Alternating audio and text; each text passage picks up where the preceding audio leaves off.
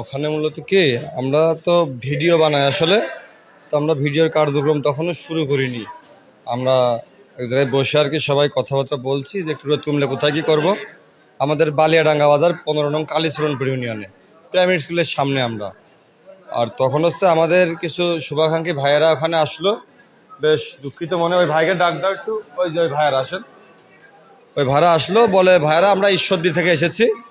তো ঈশ্বরদী থেকে আসার পর ওই ভাইরা বললো ওই ভাইরা নাকি যখন ওখানে নেমে মাত্র নেমেছে আর কি গাড়ির থেকে, তখন ওই ভাইয়াদেরকে গালিগালাজ করা হয়েছে এবং খুব বাজেভাবে ব্যবহার করা হয়েছে। কিন্তু ভাইরা আসলে তাদের কাছে আসেওনি, ভাইয়াদের এখানে কোনো কাজও নেই। কিন্তু ভাইয়াদের সাথে আপনাদের সাথে কি দেখি আসার কথা একটু বলেন। মানে আমরা যখন গাড়ি থেকে নামলাম আর কি, ঠিক আছে, প্রথমেই মনে করেন উদাল পাতাল গাল পাততেছে, বড়ি টড়ি বেচতে আছেন, হ্যান ত্যান এরকম ধরনের কথাবার্তা। মানে যে মারছে সে বলছে আমরা তো চিনি না, মানে আমরা বড় ভাইদের ভালোবাসার টানে আসছিলাম এখানে, ঠিক আছে, এরকম আসছে আর এখন এই পরিবেশের ভিতর এত দূরে। হ্যাঁ, তো তারপরে ওর কাছে আর কি আমরা জিজ্ঞেস করলাম যে এই বাইরের থেকে লোকজন এসেছে, এই কাজগুলো কেন? আর সকালবেলা একটা আন্টি এই জায়গায় ফাঁকা অটোয় বসেছিল, তার বিভিন্ন যৌন হয়রানিমূলক কথাবার্তা তোমরা বলেছো, এগুলো কী জন্যে?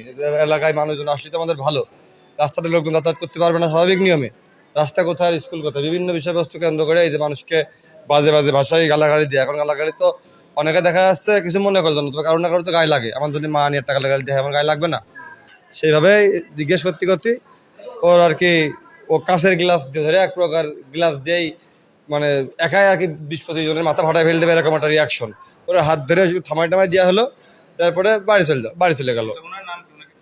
হ্যাঁ, হচ্ছে তিনি ওই যে ওর ভিডিও ফুটেজ আছে, ভিডিওতে আপনি দেখলে ওর নাম হচ্ছে ডাকনাম সম্রাট, আমরা এটুকু জানি, বালিয়াডাঙ্গা বাজারেই।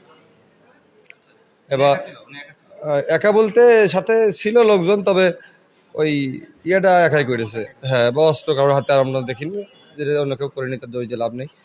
এবার তখন ওই যে আমাদেরও ক্যামেরা কিন্তু চালু ছিল, ভিডিওর ক্যামেরা। তো ক্যামেরা ঘুরালি ওই যে দাঁড়ানে আসছে ঘুরাতে ঘুরাতে, এগুলো কিন্তু ভিডিওর ভিতরে স্পষ্ট ফুটে যাচ্ছে। এবং এমনকি আজ থেকে 2-3-4 মাস আগে আমাদের বাজারে আর একটা কুপাকুপি হয়েছিল, আর আমাকে সিসিটিভিতে ওইটা রেকর্ড আছে যে ওই কুপাকুপিটা ওই করেছিল। আর তারপরে আমাকে সিসিটিভিটা রাত্রিবেলা ওই ভেঙেছে। এই সবগুলো ডকুমেন্ট আছে, যদি লাগে নিতে পারেন। তো এই সমস্ত অভিযোগ টভিযোগ যদি প্রশাসনিক অভিযোগ করা হয় খুব একটা কাজে আসে না, হয়তো প্রশাসনিক প্রোটোকল থাকতে পারে। তা আপনাদেরকে বললাম সরাসরি। তারপরে আর কি ওই যে ওই ঝাঁকাতে আসছে, অস্ত্রটা ভিডিওর ভিতরে আছে, ওর হাতে ফোন। তা ওই আর কি জিজ্ঞেস করছে সেই সময় আবার এই তো ঝাঁকাটি করে যাচ্ছিস তুই, ভালো হবি না? এই যাচ্ছে আচমকাটা কোপ দিয়ে, ও তো সামনে আর আমরা দোকানের ভিতরে, দিয়ে কোপ দিয়ে দৌড় পরে দাবড়িয়ে ধরা দেন, দাবড়িয়ে ধরা যায়নি। তো আর কি ও ধরার জন্য যখন বাড়ির ভিতরে পর্যন্ত আমরা চলে গেছি, বাড়ির ভিতরে যাওয়ার পর ওর যে বাপ যারা আছে তারা উল্টো মানে ওই জায়গায় আমাকে ধরে ফিসতে পারলে তাদের ভালো হয়, কেন তাদের বাড়ি আসলাম এসে তাদের কৈফত দিতে হবে?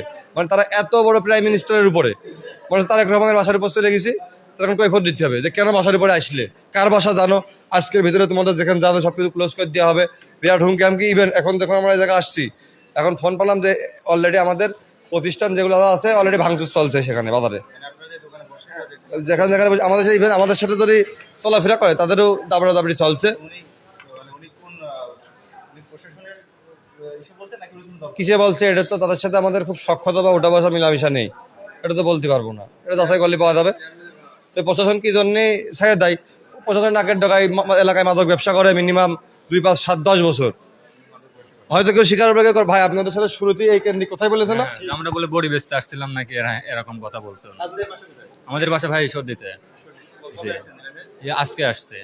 মানে আমরা গাড়ি থেকে নামা মাত্র এগুলা বলা শুরু করছে আর কি, বুঝছেন, এরকমই। এবং এবং গত রাত্রিবেলাও আমাদের বাজার থেকে একটা চুরি করেছে এরা, কিন্তু এই সবগুলোই ধামাচাপা হয়ে যায়, সিস্টেমে ম্যানেজ হয়ে যায়। আর এদের ফ্যামিলি আর্নিং প্রচেষ্টাও এরকম, একটা ঝামেলা বাঁধাবে, যেরকম আজকে ঝামেলা আমাদের সাথে হয়েছে, যে কোনো বিচার প্রক্রিয়ায় দোষী আমরা, তারপর আমাদের কী করতে হবে জানেন, আমাদের জরিমানা দিতে হবে। আর জরিমানার মাধ্যমে আজকে 1 গাল 2 গাল বাড়ির ছাদ, এভাবে তাদেরকে চলে না। আমরা করি না কি, আমরা করবো, লাভ হয় না কোনো কিছু, সত্যি কথা। মানে ফাঁক ফকর না, মাদক ব্যবসায়ীদের এমনি ফাঁক ফকর ভালো থাকে, মাদক ব্যবসায়ী আর প্রশাসন একই। এখন আমাদের কি, আপনি জিজ্ঞেস করলেন যা যা আমি তাইতে বললাম, আমার ব্যক্তিগত আমার আপনার কাছে কিছুই বলার নেই।